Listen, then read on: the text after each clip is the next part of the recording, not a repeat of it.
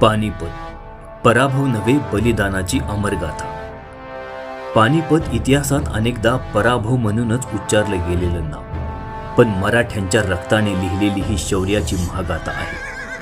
14 जानेवारी 1761 हजारो मैल दूर उत्तर भारतात आपल्या मातीपासून दूर उभा असलेला मराठा योद्धा स्वतःसाठी नव्हे तर हिंदुस्थानाच्या रक्षणासाठी तलवार उपसून उभा होता.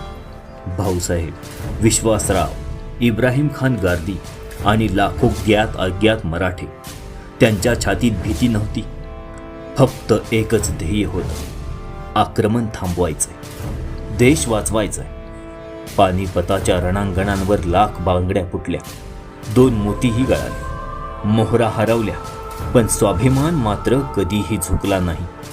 मराठे शेवटच्या श्वासापर्यंत लढले, भुकेने, तहानेने, विश्वासघाताने कमकुवत झालेलं शरीर, पण मन मात्र अजूनही रणधुमाळीत धगधगत होतं. अब्दाली जिंकला असं इतिहास म्हणतो, पण सत्य हेच आहे की मराठ्यांनी त्याला असा तडाखा दिला की पुन्हा दिल्लीकडे पाहण्याचं धाडस त्याने कधीच केलं नाही.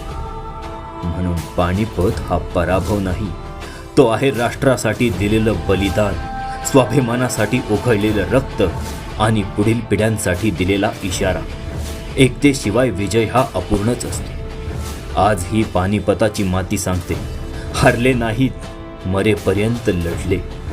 पानिपतच्या रणांगणात वीरमरण आलेल्या सर्व ज्ञात अज्ञात मराठा योद्ध्यांना मानाचा मुजरा. अरे, तुमचं बलिदान कधीही विसरलं जाणार नाही, कधी. जय शिवराय, जय शिवराय.